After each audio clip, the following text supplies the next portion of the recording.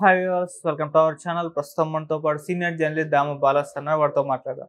నమస్కారం సార్. నమస్తే. Sir, Naga Chaitanya and శోభిత నిన్న ఎంగేజ్మెంట్ చేసుకున్నారు కదా, అయితే వీళ్ళ జాతకాలు ఏ విధంగా ఉన్నాయని చెప్పేసి వేణుస్వామి గారు వాళ్ళు అనౌన్స్ చేయబోతున్నారని ఆయన వాట్సాప్ స్టేటస్ పెట్టుకున్నట్టుగా వార్తలు అయితే వినిపిస్తున్నాయి సార్. అంటే గతంలో ఈయన నాగ చైతన్య సమంత ఇద్దరు కూడా విడిపోతారని చెప్పేసి చెప్పడంతో అప్పుడు సంచలనం అయిపోయింది.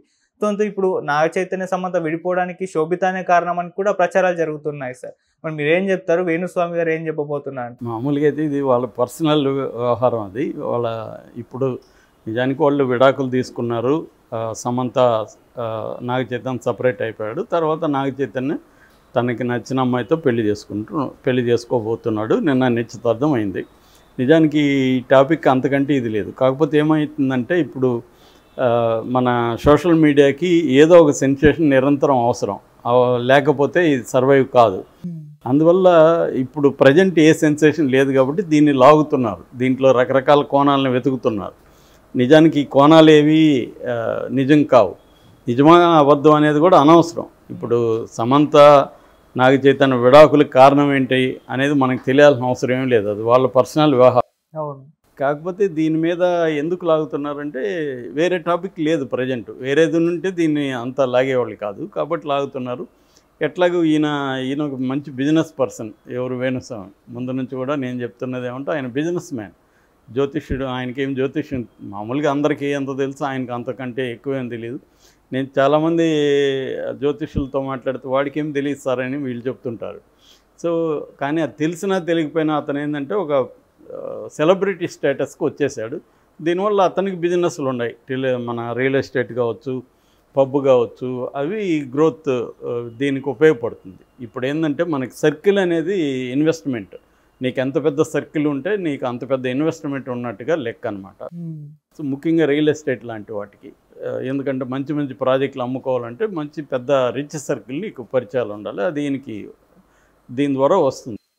సో అందువల్ల ఇతను ఏం చేస్తున్నాడంటే సెలబ్రిటీల జాతకాలు ఎవరు అడగల ఆయన్ని. ఇప్పుడు క్లింకార జాతకం ఎలా ఉంది, ఎవరన్నా చిరంజీవి వాళ్ళు వచ్చి అడిగారు ఆయన్ని, ఎందుకు చెప్తున్నాడు? ఇప్పుడు వీళ్ళిద్దరు పెళ్ళి అయినాక వీళ్ళిద్దరి గురించి ఆయనకేం సంబంధం? కానీ ఎందుకు చెప్తాడంటే దీనివల్ల అతనికి పబ్లిసిటీ వస్తుంది, పేరు ప్రఖ్యాతులు వస్తాయి. సో దానివల్ల ఆయన వ్యాపారాలు బాగుంటాయి. ఆయన చాలాసార్లు చెప్పాడు, నేను ఫ్రీగా చేస్తాను ఎస్, ఫ్రీగానే చెప్పొచ్చు జ్యోతిష్యం. కానీ దానివల్ల వచ్చే ఫ్రీగా రియల్ ఎస్టేట్లో బిల్డింగ్ ఎవడికి అమ్మడు కదా, సైట్ ఎవడికి అమ్మడు కదా. అక్కడ అది ఫ్రీ కాదు. అంటే ఇది ఫ్రీగా చెప్పడం అంటే పబ్లిసిటీ వస్తుంది కాబట్టి ఫ్రీగా చెప్తున్నాను. సో అలాగా ఆయన ఇప్పుడు వీళ్ళిద్దరి జాతకం చెప్తానని భయపెడుతున్నాడు. నిజానికి ఏముంటుంది ఆయన చెప్పేది? వీళ్ళిద్దరూ విడిపోతారని చెప్పచ్చు మహా అంటే. ఒక పెళ్ళి కాకముందే కలిసి ఉంటేనే విడిపోతారు అంటున్నాడు. ఆ మధ్య విజయ్ దేవరకొండ, రష్మిక వీళ్ళు పెళ్లి చేసుకుంటూ విడిపోతారని చెప్పాడు ముందే. అంటే పెళ్లి చేసుకోకుండా కలిసి ఉంటే విడిపోరా అనేది మన ప్రశ్న. సో పెళ్ళి అనేది ఒక ఫామ్ తప్ప అంతకంటే ఏం కాదు.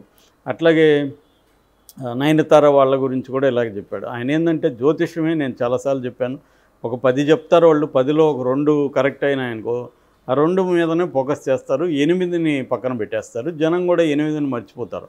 ఇదే జ్యోతిష్యం మీద. జ్యోతిష్యం అంటే ప్రెడిక్ట్ చేయడమే. ప్రెడిక్ట్ చేయడం అనేది కామన్ సెన్స్ ఎవడికున్నా వాడు ప్రెడిక్ట్ చేయగలుగుతాడు. సమాజంలో కొంత అండర్స్టాండింగ్, కామన్ సెన్స్ ఉంటే ప్రెడిక్ట్ చేయొచ్చు.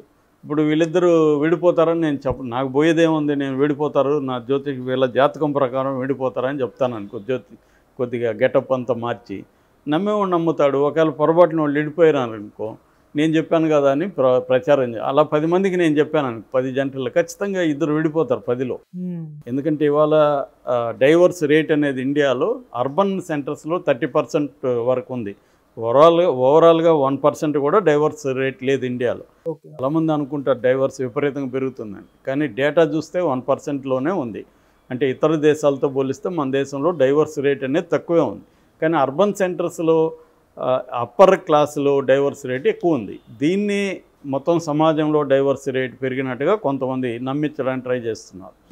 సో ఆ రకంగా తీసుకున్నప్పుడు డైవర్స్ రేట్ ఎక్కువ ఉంటుంది కాబట్టి 10 మంది సెలబ్రిటీ కపుల్లో మనం 10 మంది విడిపోతారని చెప్పేసామనుకో, అందులో 2 విడిపోతారు, 3 విడిపోతారు. సో అప్పుడు నేను చెప్పాను చూడనొచ్చు. అలాగే ఇతను ఇప్పుడు జగన్ విషయంలో ఎందుకు ఫెయిల్ అయ్యాడు? ఇతను జగన్ గెలుస్తాడని చెప్పాడు కదా, మళ్ళీ ఇట్లాంటివి ఇంక పట్టించుకోరు అనమాట. ఇంక నేను వాళ్ళ విషయాలు చెప్పనని కూడా అన్నాడు. ఇప్పుడు ఇంకేదో పెద్ద దెబ్బ తగిలితే కానీ ఇతను మానడు. నిజానికి ఎవరికైనా కోపం వస్తుంది కదా, పెళ్ళిలో అయిన 1 డే లోపల వాళ్ళు విడిపోతారని చెప్తే ఎలా ఉంటుంది కోపం? అంటే సైకలాజికల్గా దాని ఎఫెక్ట్ పడుతుంది కదా వాళ్ళ మీద. సో వేణుస్వామి ముందే చెప్పాడు, రేపు పొద్దున వాళ్ళ గొడవలు వచ్చాయని వేణుస్వామి చెప్పాడు కదా, మనం విడిపోయేది మంచిదని అనుకో. అవును. సో ఇది రాంగ్ యాక్చువల్గా, ఆయన చేసే పని కరెక్ట్ కాదు. ఇక రెండవ అంశం, శోభిత వల్లనే సమంత నాగ చైతన్య మధ్య గొడవలు వచ్చాయనేది ఒక వెర్షన్. ఇక్కడ ఏంటంటే వాళ్ళిద్దరూ కారణం చెప్పకపోవడం వల్ల ఎందుకు విడిపోయామనేది కారణం వాళ్ళు చెప్పదలుచుకోలేదు. మ్యూచువల్ అండర్స్టాండింగ్తో విడిపోయారు వాళ్ళు.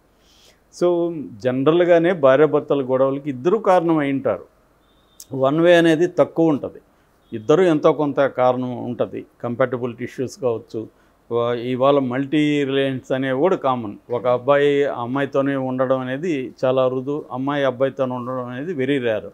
అమ్మాయికి చాలామందితో క్లోజ్ రిలేషన్షిప్స్ ఉంటాయి, అందులో ఒకరితో అఫైర్స్ ఉండొచ్చు, ఇవన్నీ కామన్ ఇవాళ.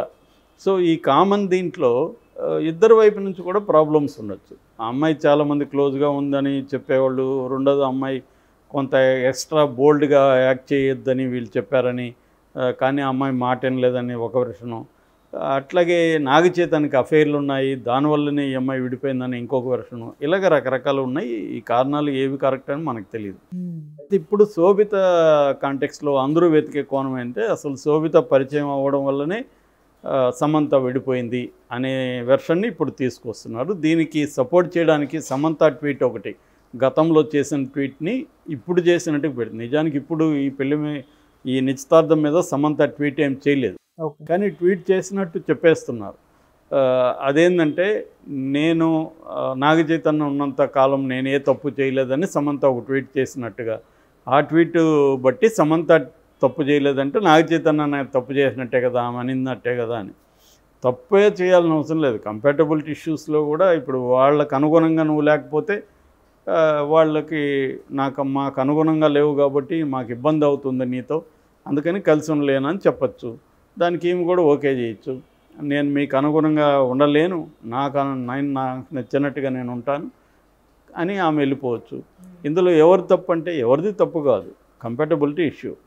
సో అలా కూడా అయిండొచ్చు. కానీ ఇప్పుడు ఏమంటే, శోభిత ఎప్పుడు పరిచయం అయింది అనేది ఆరాధిస్తున్నారు. గూఢాచారి సినిమా సుప్రియ అంటే మన నాగార్జున మేనకోళ్ళు, సో ఆమె ద్వారా చైతన్యకి 2018లోనే పరిచయం. 17లో సినిమా అది స్టార్ట్ అయింది, 18లో రిలీజ్ అయింది. సో కాబట్టి వీళ్ళకి సమంత వాళ్ళకి పెళ్ళి అయిందేమో 17 అక్టోబర్. సో 18లో వీళ్ళిద్దరి మధ్య అఫైర్ స్టార్ట్ అయింది. అది చూసి సమంతకి బాధ అయింది, సమంత గొడవ పడింది. అందువల్ల శోభిత వల్లనే సమంత నాగ చైతన్య విడిపోయారు అన్న ఒక వెర్షన్ని తీసుకొస్తున్నారు. అయితే గత కొంతకాలంగా మాత్రం సమంత వెళ్ళిపోయినాక, 2021లో వెళ్ళిపోయినాక నాగ చైతన్య ఈ అమ్మాయితో డేటింగ్ చేస్తున్నాడనే వార్తలు అయితే చాలా వచ్చాయి. వీళ్ళిద్దరు గత 1.5 year బ్యాక్కే ఫోటోలు కూడా ఇండిపెండెంట్గా ఒకే లొకేషన్లో ఇద్దరు ఉన్నట్టుగా రిలీజ్ చేయడం, తర్వాత ఒక హోటల్లో అక్కడ మేనేజర్తో తను ఇద్దరు కలిసి ఫోటోలు దిగడం, ఇలాంటివి బయటకు వచ్చాయి. సో దాని ద్వారా వీళ్ళిద్దరూ డేటింగ్ చేస్తున్నారని ఎప్పటి నుంచో అనుకున్నారు. ఇది సమంత ఉన్నప్పుడే తనకి ఈ అమ్మాయితో అఫైర్ అయిందా, దానివల్లనే విడిపోయారనేది వాళ్ళిద్దరు చెప్తే తప్ప మనకు తెలీదు. వాళ్ళిద్దరూ వాళ్ళ ముగ్గురు వాళ్ళ ఫ్యామిలీనో చెప్పాలి, వాళ్ళు చెప్పదలుచుకోలేదు. సో నిజానికి వాళ్ళకి ప్రైవసీ అనేది అవసరం. వాళ్ళ జీవితాలని వాళ్ళకి నచ్చిన పద్ధతిలో జీవించే ప్రైవసీ వాళ్ళకి అవసరం. దాన్ని మనం వేలుపెట్టి వాళ్ళని జడ్జి చేసి, ఎవరికి ఇక్కడ జడ్జి చేసే వ్యవహారం ఎవరికి లేదు. అందరి జీవితాల్లో మనం అందరం కూడా పర్ఫెక్ట్ హ్యూమన్ బీయింగ్స్ ఎవరు ఉండరు. ఎవరి సమస్యలు వాళ్ళకు ఉంటాయి, ఎవరి స్ట్రగుల్స్ వాళ్ళకు ఉంటాయి. మనం వెళ్ళి ఇక్కడ కూర్చొని మన కెమెరా ఉంది, మనం ఏం మాట్లాడినా వెళ్తుందని జడ్జి చేయడం కరెక్ట్ కాదు. అది వాళ్ళ సమస్యలు. ఈయన వేణుస్వామి కూడా ఎవరో ఒకరు గట్టిగా తగిలే వరకు ఈయన సెలబ్రిటీ కపుల్ గురించి ఈయన ఎవడు చేయమన్నాడు, వాళ్ళు అడిగారా? లేదు కదా. వాళ్ళ లైవ్స్ వాళ్ళది. పాజిటివ్గా చెప్తే ఇబ్బంది ఉండదు, కానీ నెగిటివ్ చెప్తే మాత్రం ఖచ్చితంగా వేణుస్వామికి ఇబ్బంది ఉంటుంది. ముఖ్యంగా అభిమానుల వైపు నుంచి వేణుస్వామి. ఎందుకంటే నాగ చైతన్య మళ్ళీ పెళ్లి చేసుకోవడం అనేది అభిమానులకి చాలా ఆనందంకరంగా ఉంటుంది.